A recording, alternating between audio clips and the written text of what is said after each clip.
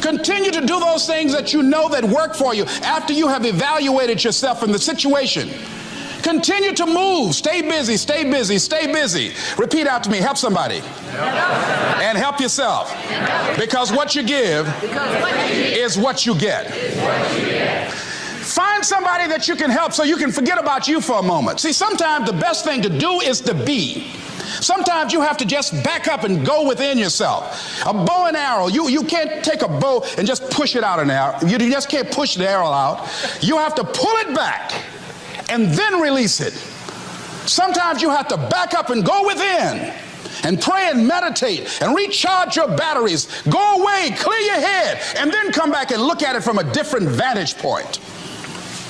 Don't operate while you're under the spell or the effect of what's going on. Next thing is that you've got to activate the thinker in you. Don't allow your emotions to control you. We are emotional, but you want to begin to discipline your emotion. If you don't discipline and contain your emotions, they will use you. Your mind goes on automatic, just like a God. You know, I loved reading the book called As a Man Thinketh by James Allen. He uses the analogy of the mind being like a garden. You know, weeds don't have to have any encouragement to grow. You don't have to water them. They don't have to get sunshine. They don't have to have fertile ground. They will grow through the cracks of a sidewalk. Am I right? But if you want to grow orchids or roses or any kind of exotic flowers, there are special processes and procedures you must go through. Well, by the same token, you don't have to force yourself or motivate yourself to think negatively, to be depressed, to hate somebody, to want revenge, to want to get back at somebody, to beat yourself up over the head, to feel loaded with guilt. You don't have to make any effort to do that. Your mind is on automatic. It will do that by itself. But if you want to begin to move into your own personal greatness, if you want to begin to really enjoy a happy, successful, healthy life, you've got to be willing to go against the tide. You've got to be willing to harness your will and say, in spite of this, I'm in control here. I'm not going to let this get me down. I'm not going to let this destroy me. I'm coming back. And I'll be stronger and better because of it. You have got to make a declaration that this is what you stand for. You're standing up for your dreams. You're standing up for peace of mind. You're standing up for health. You want it, and you're going to go all out to have it. It's not going to be easy. When you want to change, it's not easy. If it were in fact easy, everybody would do it. But if you're serious, you'll go all out. So yes, I'm going to turn this situation around. I'm not going to sit back and moan and cry over what happened and what went wrong and who did what. I'm going to do something about this situation. The next thing that is important is that expect things to get better for you, because they are. See, life is cyclic. You're not, whatever experience you're having right now, it has not come to stay. It has come to pass. Not to stay, just to pass. It's just going through. The biggest challenge is to know what's happening. This is a part of this thing we call life. This too shall pass. And maintaining perspective, putting it in perspective.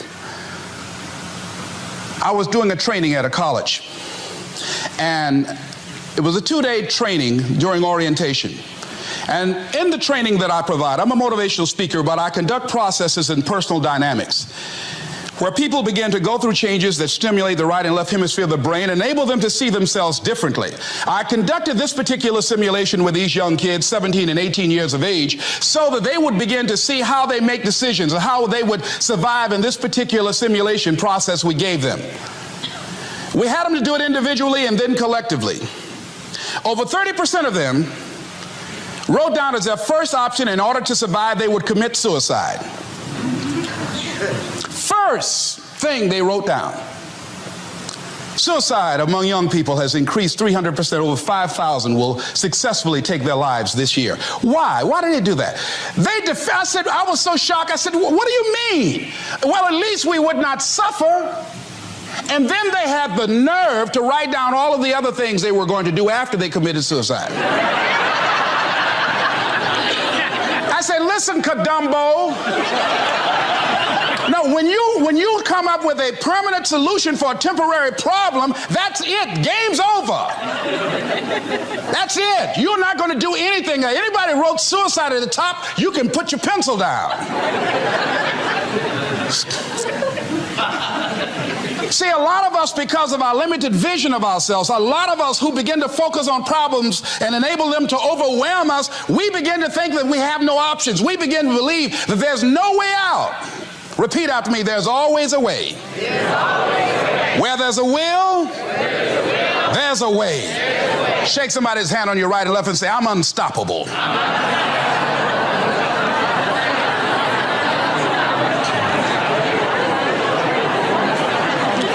You've got to make those kind of declarations to yourself. I'm unstoppable. This will not get me down. And if I get knocked down, I'm going to be like Leo Pascal. You said you're going to have some low moments in life, but when you do, you will have high lows when you work on yourself. What are some of those things that you can do during this period of time? Go for walks. Do some things for you. Just go for a stroll so you can engage in some reflective thinking on life, on yourself, looking and enjoying the universe, smelling the roses along the way. Listen to upbeat music, music that inspires you. I have oldie but goodies. I have strategies that I engage in to recharge my batteries. I'm preparing for that because I know things are going to happen that I cannot anticipate. A very good friend of mine died the other day. I had a program for myself. I have books that I read that inspire me, tapes that I listen to that fire me up. Because you're going to have sometimes low moments when you won't want to get out of bed. You just want to stay there. At times you won't want to come out the house. At times you'll be feeling bad and don't know why. What's wrong? I don't know. Just leave me alone. Why did that happen? I don't know. It's called life.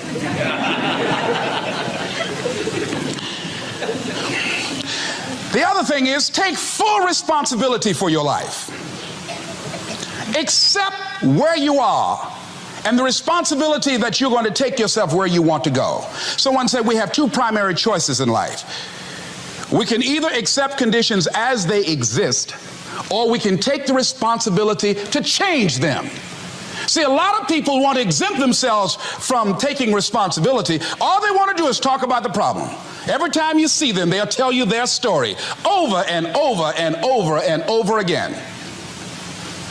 No. You want to take responsibility for your life. I got me here, I can get me out of this. And I'm getting out. I'm not going to be a volunteer victim. George Bernard Shaw said there are two kinds of people in life. You know, he said those that make things happen, those that watch things happen, and those that don't know what happened. And he said the people that get along in this life look around for the circumstances that they want, and if they can't find them, they make them. They create them. So part of beginning to get unstuck, you've got to decide that the behavior pattern that you have adopted doesn't work for you. You've got to change your strategies, and changing your strategy means reinventing your life. Recreating you, and you have the power to do that. You can decide that you're going to change, that you're not going to be a wimp. You can decide that you're going to stand up to life. You can decide that I'm going to live each day as if it were my last. You have the power to make that decision. You can decide I'm going to work on myself and develop myself. I'm going to empower me. And all of these things that are happening to me right now, they're just temporary inconveniences. They're not stronger than I am. I'm in charge here.